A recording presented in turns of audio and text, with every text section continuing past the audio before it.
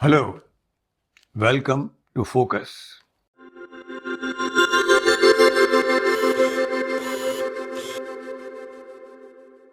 आज हम एक ऐसी बात, एक घटनाओं का ऐसे क्रम के बारे में बात करेंगे और एक ऐसे निष्कर्ष पर आएंगे, उससे आपको अवगत कराएंगे जिसका जिक्र कोई नहीं कर रहा है, कोई यूट्यूबर नहीं कर रहा है, कोई जो सोशल मीडिया पे जो न्यूज़ चैनल्स हैं वो भी नहीं कर रहे हैं, और गोदी मीडिया का तो सवाल ही नहीं उठता। तो क्या है वो निष्कर्ष? उसको जानने से पहले let us look at the main news जो हेडलाइंस बनी, जो वायरल हुई हमारे राजनीतिक पटल पर पिछले हफ्ते 10 दिन के अंदर अंदर। सबसे पहली और सबसे बड़ी और सबसे लंबे चलने वाली कहानी रही Kolkata rape and murder case, जो एक जूनियर डॉक्टर का रेप हुआ वहाँ और फिर मर्डर कर दिया गया, और वो बहुत मामला बढ़ा आगे। उस पर पुलिस ने हालांकि एक अपराधी को गिरफ्तार किया, उसने अपना अपराध कबूल भी किया। फिर वो सीबीआई को दिया गया, जो कि जिसकी पेशकश एकदम होनी शुरू हो गई। ममता बनर्जी जो चीफ मिनिस्टर ने, उन्होंने भी कहा था, लेकिन हाई कोर्ट ने निर्देश दिया, आदेश दिया कि ये सीबीआई को दे दिया जाए, तो केस सीबीआई में दे दिया गया।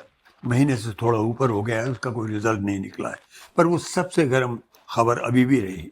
उसमें भी कई बहुत इंपॉर्टेंट चीज़ें हुई। एक तो ये है कि सुप्रीम कोर्ट ने सुओ मोटो उस केस को अपने पास ले लिया। सुओ मोटो वो प्रक्रिया होती है जब सबसे बड़ा जो न्यायालय है वो मामले की गंभीरता को समझकर अपने आप उसको अपने अंतर्गत ले आए डिस्कस करने के लिए, इससे पहले कि कोई और उसके लिए पेटिशन लेके आए। उन्होंने पेटिशन का इंतजार नहीं किया, उसकी गंभीरता को समझते हुए केस को अपने पास ले लिया suo motu.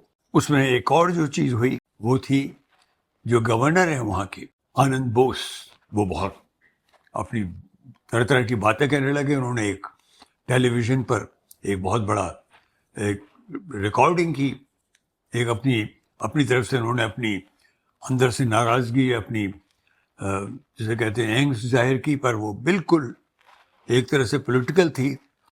I will socially boycott the chief minister.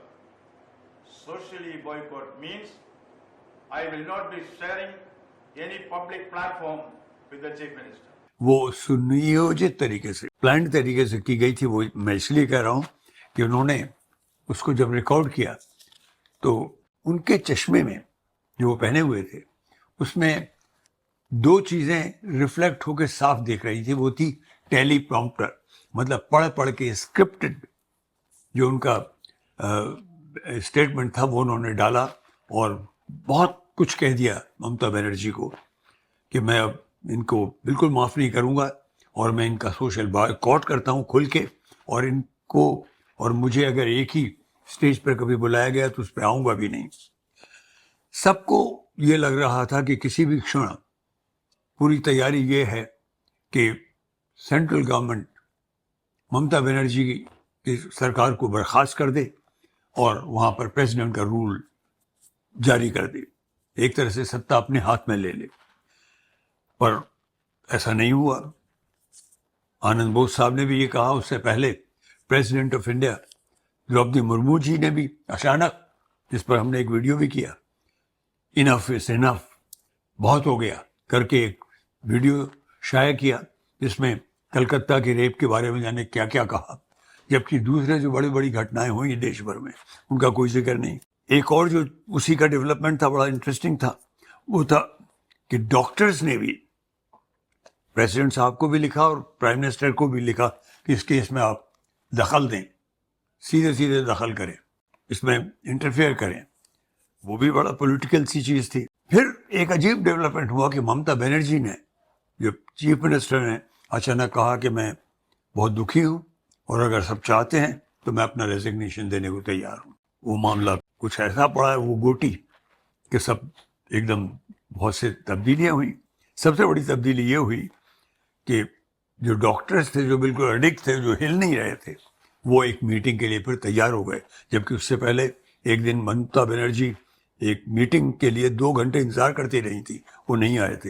अब वो उनसे मिले, मीटिंग हो गई, एक किस्म का ट्रूस हो गया, कुछ अंडरस्टैंडिंग्स हो गई, कुछ लोगों को निकाल दिया गया, जैसे जो पुलिस कमिश्नर हैं वहाँ के, उनको निकाल दिया गया, और लोगों पर भी कदम उठाने की सख्ती के साथ में रिज़ाइन कराने की या उनको डिसमिस करने की वो तैयारी कर दी गई। और उसका उन्होंने, ममता जी ने उसका जो प्रॉमिस है वो डॉक्टर्स को दिया कि अगर वो इतने नाखुश हैं तो ये किया जाएगा। एक और जो न्यूज़ बहुत इम्पोर्टेंट हुई वो थी अरविंद केजरीवाल साहब को सुप्रीम कोर्ट ने रिहाई दी, बेल दी, और बेल लेने के अगले ही दिन उन्होंने कहा कि ये मेरे लिए ज़रूरी था कि जब तक मुझे बेल नहीं मिलती मैं चीफ मिनिस्टर बना रहा हूँ जेल के अंदर से भी, ताकि मैं ये संदेश दे सकूँ सब दूसरे चीफ मिनिस्टर्स को जिनको इस तरह गिरफ्तार किया जाता रहा है और किया जाएगा शायद, कि वो रिज़ाइन ना करें। तो मेरा मकसद पूरा हो गया, अब मैं रिज़ाइन करूँगा 2 दिन के अंदर और नए चीफ मिनिस्टर की नियुक्ति होगी। ये भी एक राजनीतिक बहुत बड़ा दाव था, खेल था, वो किया गया। और कल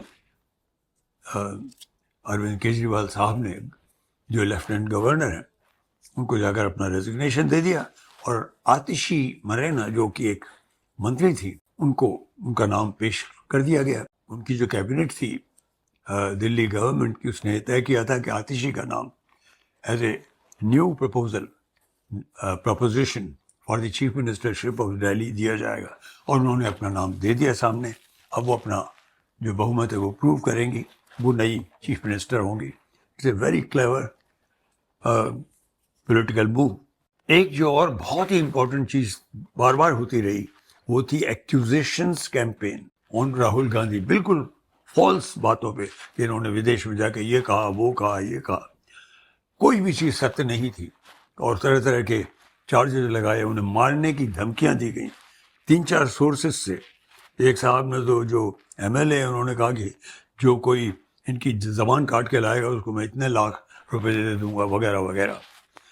उसके बाद में एक और जो घटना बड़ी इंटरेस्टिंग हुई, जो बिल्कुल लेटेस्ट है, वो है फॉर्मर प्रेसिडेंट कोविंद साहब की जो कमेटी थी, जो 1 नेशन 1 इलेक्शन के ऊपर स्टडी कर रही थी, मीटिंग्स कर रही थी उनकी कमेटी। उन्होंने अपनी रिपोर्ट दे दी इस फेवर में कि एक ही इलेक्शन होना चाहिए पूरे देश में, जिसमें बड़े खर्चे बचेंगे, वगैरह वगैरह। और आज कैबिनेट ने उसको स्वीकृति भी दे दी। अब वो विंटर सेशन में वो लाया जाएगा। ये सब बातें जो मैं कह रहा हूँ, ये घटनाएं, इनमें तार कहाँ है? क्यों मैं कह रहा हूँ, जो मैंने शुरू में कहा, कि वो बात, उस चीज़ की तरफ जो मैं इंगित कर रहा हूँ, वो क्या है कि जिसको दूसरे किसी इंडिपेंडेंट चैनल ने, सोशल मीडिया चैनल ने, या फिर किसी यूट्यूबर ने जिसका जिक्र बिल्कुल नहीं किया, वो बड़ी इम्पॉर्टेंट बात है। और वो है ये जो नए इलेक्शंस आ रहे हैं, जिनमें बीजेपी की हालत ख़राब है ऑन रियल इश्यूज, बहुत इम्पोर्टेंट इश्यूज, महंगाई, बेरोजगारी, ये जो बहुत विकट स्थिति है पूरे देश में, तो ये जो इम्पोर्टेंट स्टेट इलेक्शंस आ रहे हैं, जम्मू एंड कश्मीर का तो ऑलरेडी वोटिंग हो गई, लेकिन अब कुछ ही दिनों में हरियाणा में होने वाली है, फिर महाराष्ट्र में होने वाली है, झारखंड में होने वाली है। इन सब में क्या होगा, इससे बीजेपी बहुत डरी हुई है। तो सबसे बड़ा मिशन, सबसे बड़ी चीज़ बीजेपी के लिए क्या ज़रूरी है, किसी तरह से इन सब बातों से ध्यान भटकाया जाए। इसलिए वो नैरेटिव्स लाए जाएं जिनसे लोगों को उसमें सारा मीडिया लग जाए और उसी के बारे में चर्चाएं होती रहें। जो रियल इश्यूज हैं, जो कि ग्राउंड को अफेक्ट करते हैं, जो कि वोटर को इफेक्ट करते हैं, वो बिल्कुल दब जाए। इसीलिए एक और जो बड़ी ज़बरदस्त इंटरेस्टिंग घटना हुई थी, जिसकी बिल्कुल उम्मीद नहीं की गई थी, कि हमारे प्राइम मिनिस्टर साहब गणपति को मनाने की पूजा करने के उद्देश्य से हमारे चीफ जस्टिस साहब के मुंबई में उनके घर पे जाते हैं और वहाँ पूजा करते हैं। इससे लोग बहुत नाराज हुए और अभी तक वो चर्चा खत्म नहीं हुई है। तो ये जो कई चीज़ें हैं, एक तो डॉक्टर्स का मामला, कोशिश दरअसल जो की गई थी वो ये की गई थी कि एक ऐसा नैरेटिव तैयार हो जाए कि डॉक्टरों के मामले पे ये जो कलकत्ता में जो घटना हुई उसमें इस सरकार को बर्खास्त कर दिया जाए, और उसको एक बहुत ही बड़ी चीज ने नाकाम कर दिया। वो क्या थी, सबकी नजर में नहीं आई। एक तो ये है कि सुप्रीम कोर्ट ने सुओ मोटो उस केस को अपने पास ले लिया। सुओ मोटो वो प्रक्रिया होती है, और चीफ जस्टिस ऑफ इंडिया की अपनी बेंच ने लिया, जहां अभी भी सुनवाई चल रही है। उसका मतलब ये हुआ कि वो केस सब जुडिस हो गया, मामला कोर्ट के दायरे में है।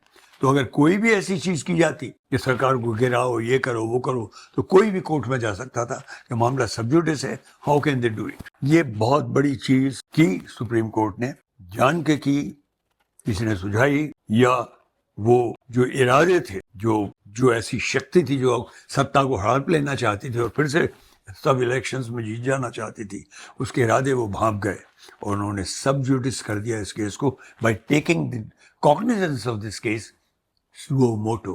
ये बात मैं जिक्र कर रहा था, और ये खुद सीजीआई की बेंच में है, तो उन्हीं के कहने पर ये हुआ होगा, ये तो निश्चित है। अब केस वहां चल रहा है, तो Mamata government as such can not be just dropped और जिसे कहते हैं बर्खास्त की जाए, डिसमिस कर दी जाए, ऐसा ये नहीं हो सकता। अब सिर्फ उसे बदनाम कर सकते हैं आप, और वही चीजें वो कर रहे हैं। जैसे राहुल के बारे में जो बार बार एक कैंपेन चल रहा है, ताकि रियल इश्यूज जो हैं, ग्राउंड के इश्यूज, जिसके बेसिस पे इलेक्शन में जाकर लोग वोट देंगे, उनसे ध्यान बटा रहे हैं। इसी तरह से जो अरविंद केजरीवाल का मामला है, वो ताड़ गए इस बात, तो उन्होंने जल्दी से ये अपना चेंज भी कर लिया, पर वो घटना वैसे भी दब कि वो आज के बाद में उस पर कोई डिस्कशंस नहीं हो रहे हैं। बट ऐसे मौके पे जब ये बात जो सामने जो कॉन्शियस पटल होता है, कॉन्शियस जो फेस होती है घटनाओं की, उससे हटना जाए, तो एक नई चीज आ गई। आज ही फॉर्मर प्रेसिडेंट कोविंद की रिपोर्ट आ गई वन नेशन वन इलेक्शन के बारे में, और जो हमारी सेंट्रल गवर्नमेंट है उसकी जो कैबिनेट है, उन्होंने धड़ाधड़ तत्काल उसको कैबिनेट ने पास कर दिया कि ये इसके लिए बिल पेश किया जाएगा विंटर सेशन में। ये सब क्यों किया गया? क्योंकि उन्हें मालूम था कि इस पर मीडिया पूरी तरह से इसमें जुट जाएगा और फिर ध्यान बटा रहेगा। तो what is the purpose of this, all this? Why am I saying this? Because this is what has been the message of our program, Focus and Four Fingers Formula always. Don't trust the obvious. जो सामने दिख रहा है इस पर यकीन ना करें, क्योंकि जो इसकी सबसे बड़ी चीज जो समझ में आई वो ये कि हमारे प्रधानमंत्री जब चीफ जस्टिस साहब के घर गए, क्यों गए? कलकत्ता केस तो वो पहले ही अपने पास ले चुके हैं, क्योंकि पर्पस वहां भी कुछ और है। क्या है वो पर्पस? वो पर्पस है एक तरह का संदेश भेजना। नंबर 1, उसके 2 हिस्से हैं। एक तो सीजीआई की साख को पे धब्बा लगाया जाए।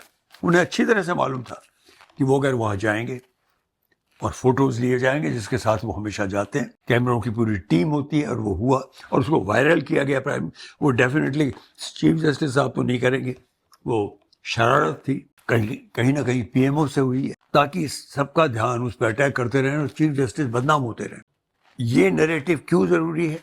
ये नैरेटिव सिर्फ इतना नहीं है कि उन्हें बदनाम किया जाए चीफ जस्टिस साहब को, उसके पीछे दूसरा बहुत बड़ा पर्पस है कि जो दूसरे जजेस, उनकी समझ में ये आ जाए कि देखिए, अगर chief justice of India Chandrachud जो इतने ईमानदार बनते हैं, अगर उन्हें कंप्रोमाइज किया जा सकता है, और कुछ सोच के ही किया गया है कि उन्हें कोई पद दिया जाएगा, नवंबर में जब वो रिटायर होंगे, 2 ही महीने रह गए, तो उसके बाद उन्हें किसी पद की अपेक्षा रही होगी, इसलिए उन्होंने ये स्वीकार कर लिया कि प्रधानमंत्री उनके घर आए, जो कि बिल्कुल गलत चीज थी। जो कैबिनेट होती है और जो जुडिशरी होती है, उसके बीच में बहुत बड़ा अंतर रखा जाता है, जिसे आर्म्स लेंथ कहते हैं, क्योंकि there is separation of power. इस तरह का इंप्रेशन भी नहीं देना चाहिए कि वो एक हैं, और वो इंप्रेशन चला गया।